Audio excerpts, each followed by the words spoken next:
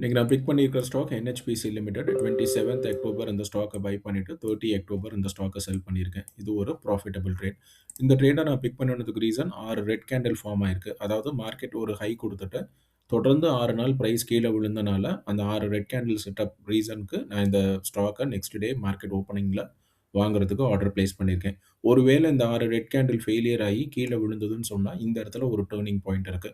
Turning பாயிண்ட்டுங்கிறது என்னன்னா, இவ்வளோ தூரம் பிரைஸ் கீழ விழுந்ததுக்கு அப்புறம் தான், இந்த இடத்துலேருந்து பிரைஸ் மேல ஏறி இருக்கும். ஸோ ஹிஸ்டாரிக்கலி ஒரு பிஹேவியர் பேட்டர்ன் மார்க்கெட்டுக்கு இருக்கும். அந்த பேட்டர்ன அட்லீஸ்ட் ஒரு 4, 5 தடவையாவது அது ரெஸ்பெக்ட் பண்ணிட்டு தான் அந்த பேட்டர்ன வந்து பிரேக் ஆகி ஃபெயிலியர்ஸ் வரும். இந்த இடத்துல எனக்கு பிரேக் ஆகுறதுக்கு ஃபர்ஸ்ட் டைம் ஆப்பர்ச்சுனிட்டி இனிமேல்ட்டு தான் வரப்போகுது. ஒருவேளை நம்ம எடுக்கிற ட்ரேட் ப்ராஃபிட்டபிளா அதாவது நம்மளோட எண்ணத்துக்கு ஏற்றாற்போல் மார்க்கெட் மேல போச்சுன்னு சொன்னா, நம்ம ப்ராஃபிட்டபிளா இருப்போம். ஸோ என்னோட ஃபர்ஸ்ட் ஆரஞ்ச் டேட், என்னோட பை டேட், என்னோட செகண்ட் ஆரஞ்ச் டேட், என்னோட செல் டேட்.